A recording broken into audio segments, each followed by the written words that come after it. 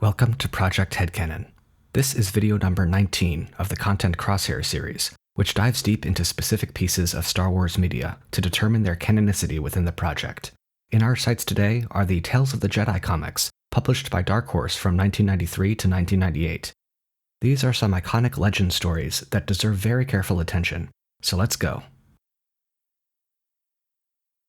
Tales of the Jedi comprises 8 miniseries. We'll go through each one in chronological order, rather than release order. The first 2 miniseries, The Golden Age of the Sith and Fall of the Sith Empire, are set in 5000 BBY, and cover the events of what came to be known as the Great Hyperspace War.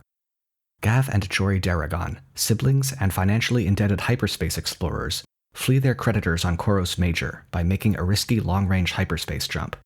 They arrive at Korriban, home of the Sith species, right as a power struggle is taking place between Ludo Kresh and Naga Sadow. They are imprisoned on Ziost, but Naga Sadow breaks them out, framing it as a Republic military operation to convince the Sith to unite under his leadership and conquer the Republic. Ludo Kresh attempts a coup, but Sadow had arranged everything one step ahead of him. Kresh is betrayed and defeated. Jory escapes to the Republic with a tracking beacon hidden on her ship, and Gav remains behind so Sadow can begin teaching him Sith sorcery. While all this was happening, Jedi Padawan Odan had visions of impending doom, but failed to convince the Senate of their veracity. While the Sith prepare for war, Jory returns to Koros Major and is arrested. However, she escapes and pleads her case before Empress Teta, corroborating Odan warning. And then, the Sith fleet, commanded by Naga Sadow and led by a somewhat reluctant Gav Daragon, shows up and attacks the Republic. After coming face-to-face with Jory again, Gav has a crisis of conscience and turns on Sadow, damaging his meditation sphere and disrupting his illusion sorcery to turn the tide of battle across the galaxy. As Empress Teta's fleet counterattacks, Sadow flees, causing a supernova behind him that kills Gav. Upon returning to Sith space, Sadow is ambushed by Ludo Kresh and trapped by Empress Teta's fleet chasing him. Defeated, he takes his last remaining ship to Yavin 4, where he and his Massassi followers begin building temples. Meanwhile, the people of the Republic celebrate their victory, and Odan founds a Jedi library on Ossus. Next is Ulic Qel-Droma and the Beast Wars of Onderon, actually the first miniseries to be published, which is set in 4000 BBY, 1,000 years after the Great Hyperspace War.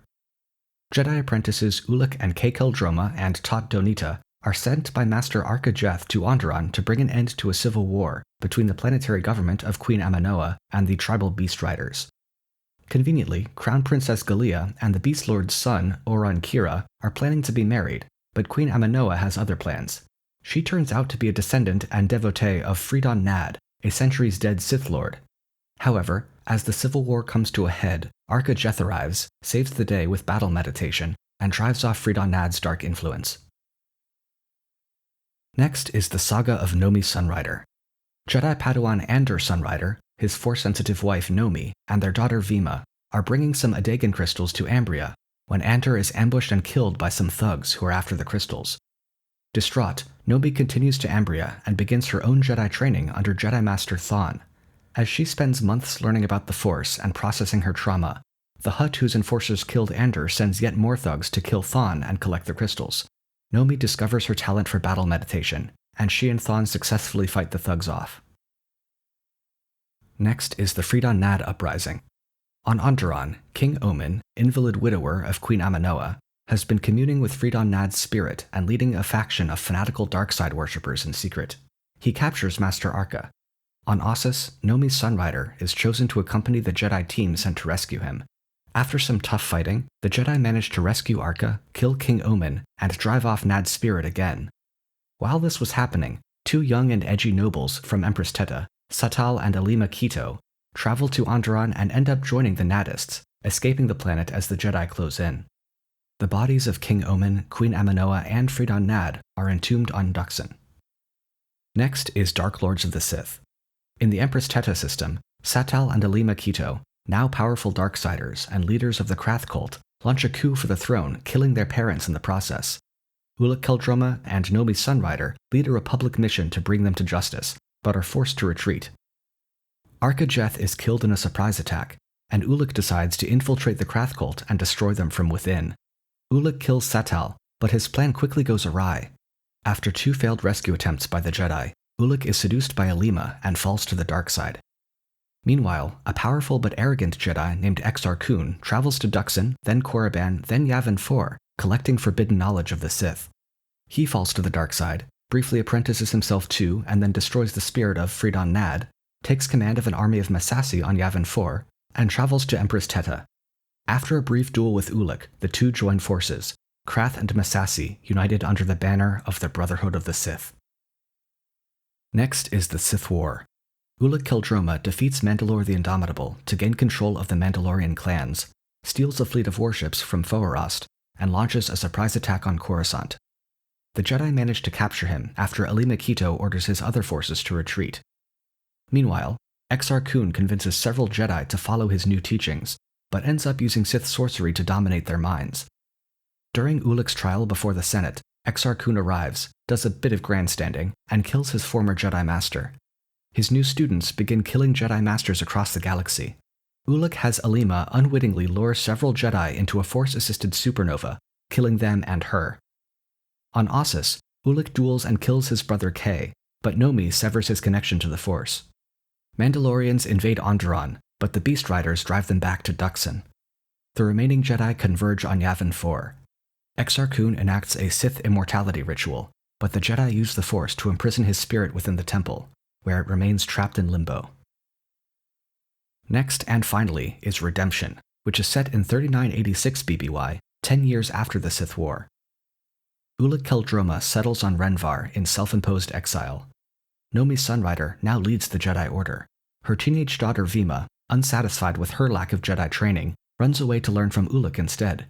After finding him, the two come to terms with each other, and Ulick reluctantly begins teaching Vima about the Force, despite no longer being attuned to it himself. Nomi arrives, and the three have an emotional moment. Meanwhile, Jedi Knight Silvar, traumatized by the war, is out for revenge on Ulick. She shows up and challenges Ulick to a duel, and eventually Ulick stops defending himself and convinces Silvar to let go of her anger. And then he's shot and killed by Hagen, the pilot who had separately brought him, Vima, and Silvar to the planet. Ulick does finally find peace, though, and he becomes one with the Force. These comics focus in very tightly on the personal stories of the characters involved, and without exception, those characters are absolutely iconic. Exar Kun, Ulick Qel-Droma, and Nomi Sunrider are still some of the most popular characters in the expanded universe 30 years later. Nomi's gradual acceptance of her destiny and corresponding buildup of power pay off very gracefully by the end. You can feel the weight of every small decision that culminates in Ulick's fall to the dark side. Alima Keto's seduction and backstabbing are wonderfully melodramatic. The mysterious Freedon Nad lashing out from beyond the grave is a compelling antagonist at first, only for Exar Kun to continue the Sith cycle by backstabbing him and replacing him as Dark Lord. But in my opinion, some of the minor characters are even more interesting. Look at the sheer diversity of the Jedi, like Thawne the Chukthai, or Uru the Selegian, or Vodosiask Bas the Kravaki. We see the first ever Mira Luka in Shoaneb Kulu, the romantic relationship and parallelism between the two Cathar Jedi, Credo and Silvar. The Mandalorians riding into battle on Basilisk war droids, contrasted with the Beast Riders with their biological mounts. Lord Seamus, the disembodied talking head serving as an advisor to the ancient Sith.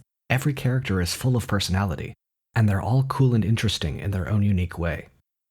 However, that character-driven approach does show some weaknesses, particularly in the series covering the Great Hyperspace War.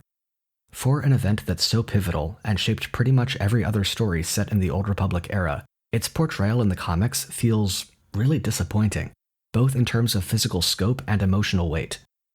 For me, Gav's redemption arc is very weak, and Jory's arrest, imprisonment, escape, and warning arc is jarringly fast. I could see how those concessions help tie the characters into the galactic scale events that are happening, but I also feel like their influence on those events is a bit outsized. There were a few similarly clumsy moments in the mainline series as well, like the conveniently staggered reveals of Aminoa, Omen, and Freedon Nad, the back-to-back attempts by Nomi et al. To rescue Ulick from his undercover mission, and Ulick's own rather unceremonious death. But these were much fewer and farther between. Now, as we start placing these comics in their historical context, there are two things to keep in mind. First, these comics came out in the mid-90s, before the KOTOR games, or the prequel trilogy for that matter, had taken shape. Second, KOTOR 1 is set 40 years after the Great Sith War, aka the Exar Kun War. A lot of the characters and events from these comics tie in very heavily to the KOTOR games and comics, but there are some important differences that are worth discussing in detail. The Jedi in the comics show a very different philosophy from those of the KOTOR games. They have no qualms about Jedi marrying or having families. While they do mention passion and uncontrolled emotions leading to the dark side, they don't treat that as a worst-case scenario like later Jedi do. Instead, they seem to prefer to let Jedi freely choose the dark side so that they can be made to face the consequences of their choices and either redeemed or defeated as necessary. The flaw in that philosophy becomes apparent, as with Exar Kun and Ulic Qel-Droma's case, those consequences include violence and death on a galactic scale, and any lessons on morality will be lost on those whose thoughts are twisted by the dark side. So, while it is a bit jarring to go from this Jedi Order to the much more conservative order we see in KOTOR, you can clearly see how the lessons learned from the Exar Kun War would directly result in those exact changes. Paranoia regarding dark side artifacts and teachings, sacrificing romantic and familial attachments, reducing the maximum age for Jedi training, and less tolerance of non-Jedi Force users seem like very small prices to pay for preventing another Sith Lord from emerging and starting another galactic war. Of course, we know that they'll fail miserably, but from their perspective, the changes make perfect sense. Now let's talk about the setting. I really like the aesthetic, blending Bronze Age and medieval fantasy with the rugged, lived-in sci-fi we're used to in Star Wars. The Sith Empire of 5000 BBY has clearly got some ancient Egyptian and Mesopotamian influences. The Republican Jedi are more Greco-Roman. Droids are rare, and animals are used for labor just as often. Stone, rather than metal, is the main building material. Some lightsabers have external batteries. Blasters exist, but melee weapons still have utility on the battlefield. Hyperspace travel requires space stations as fixed jump points, rather than shipboard navicomputers calculating jumps independently.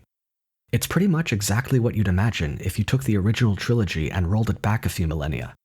But it is a bit of a stretch to get from that to the KOTOR video games, which are much more similar to the prequel trilogy than to Tales of the Jedi, in just 40 years. In hindsight, I kind of wish the KOTOR games had leaned more into that art style, especially given the prevalence of melee weapons in them. That leads neatly into talking about canonicity. That issue of the technological state of the galaxy between 3996 and 3956 BBY is the most glaring issue from a continuity standpoint. Ordinarily, we could just arbitrarily adjust the dates to add a few more decades in between Tales of the Jedi and KOTOR to give the galaxy a quick period of rapid, widespread technological advancement. However, we're quite limited in that capacity by all those tie-ins between Tales of the Jedi and KOTOR. For example, Jolee Bindo was a Padawan and old enough to marry during the Exar Kun War. If we assume he was at least 20 years old when the war ended, then he was at least 60 years old during KOTOR. Adding 1 decade in between there is maybe feasible, but 2 is starting to push it. Not to mention, a lot of the events in the comics are discussed as late as KOTOR 2, as if they happened in living memory. As I'm writing this, it's also dawning on me that changing the dates of either Tales or KOTOR would be a very big editing task on the wiki in its own right.